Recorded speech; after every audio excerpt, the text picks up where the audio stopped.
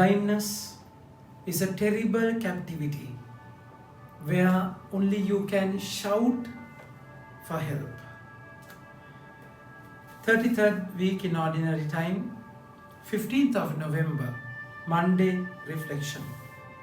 My dear friends, when it comes to blindness, other than all the other enslavement, blindness will make you completely helpless. At least you won't see what is right. You will not have any idea of the next step.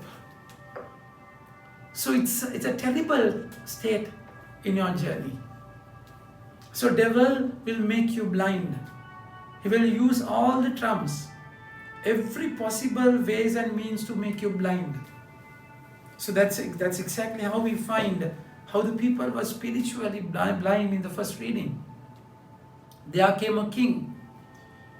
There came forth a sinful root, Antiochus Epiphanes, son of King Antiochus. He had been a hostage in Rome. So he had been a hostage in Rome. He began to reign in 137th year of the kingdom of the Greeks. In those days, lawless men came forth from Israel and misled many, saying, "Let us go and make covenant with the Gentiles around about us." So since we separated from them, many evils have come upon us. This proposal pleased many. My dear friends, see how they were made blind. It's with wrong direction. It won't happen all of a sudden. Devil will use subtle ways to make you blind. So it's a step-by-step process to make you spiritual blind. So what is right, what is wrong is depicted as right. So it was fed subtle in a subtle way. So this is how the devil will use step-by-step process to make you blind. So what happens? See, this proposal pleased them.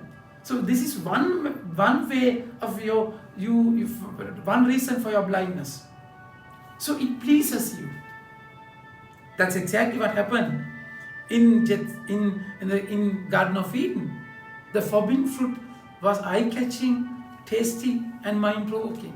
So it pleased them. So that's exactly why the Lord said, if you want to follow me, take up your cross, which is not a pleasing path. Pleasing is connected with your senses. Your body, you please your flesh, isn't it? So this, in your decisions, my dear friends, if you always seek pleasure, we call that hedonism. You reject pain, you seek greedily, lavishly pleasure in everything what you do. So pleasure-oriented decision, you're completely blind there. So because the Lord is asking you to choose the narrow path, not the broad path. It pleased them, this proposal pleased them, and some of the people eagerly went to the king. See how the snare was set. So devil will give you something very attractive. That's how you are taken away from the will of the Father. You will be blind. Because in Matthew chapter 5 verse 8 it is said, those who are pure in heart will see God. So if you are stained, if you are impure, you will not see God. You will be blinded with your senses, pleasures, flesh. And then what happened?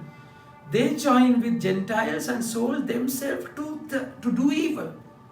Then the king wrote to his whole kingdom that all should be one people and that each should give up his customs. And it's like one country, one law, isn't it? So one people. So the leader asked them to have oneness. So everyone should follow the bad path. So the mob, the people, the pressure, they push towards you something. So you cannot go by the popular understanding. That is not the will of the Father. So popular notion would blind you completely. And then what happened? God, that the books of the law, that they found, they tore it to pieces and burned with fire. Where the book of the covenant was found in the possession of anyone, or if anyone adhered to the law, the decree of the king commanded him to death. So this is how the whole society was blinded by the evil.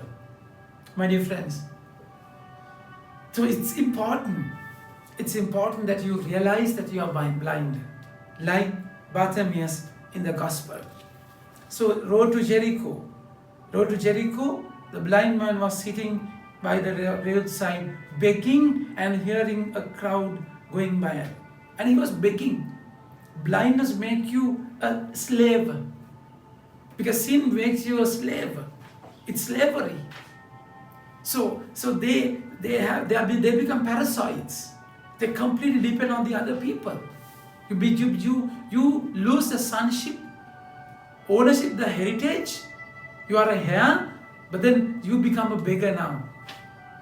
So you beg in the world with blindness. This is all what Satan wants in your life, to make you a slave to your own sin. So then what happened? This person knew the hope is walking, hope is passing, that is Jesus. So if you realize that you are blind, only you will listen to the word. Jesus said, your faith has healed you. So he had faith on the Lord, because he heard in Romans chapter 10 verse 17, he said, faith comes by hearing. So he had heard about Jesus, about his healing, the miraculous power, his word. So he began to pray a strong, ardent prayer. Jesus of Nazareth, have mercy on me. Son of David, have mercy on me. So he heard Jesus of Nazareth was walking. So he was Jesus in Nazareth. That's how all the Jews were named that time. But then for him, he's not only Jesus of Nazareth, he's Son of David. It's a messianic connotation, interpretation. He is Messiah who can only save me. So he shouts. So in the journey, there is no other way. If you're blind, if you're stuck, just shout. It's not by your persuasion, by your effort, by your strength, you are saved. No, it's by grace. So, but then in this journey of faith, some hindered him, rebuked him, and asked him to be silent. But he cried out all the more until Jesus stops.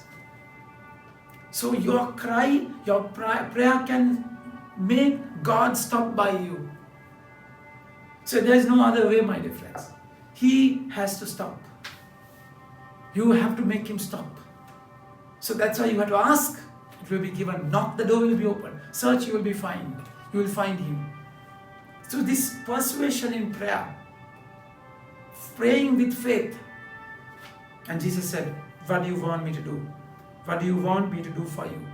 This is exactly what he had. Make sure that you want to be healed.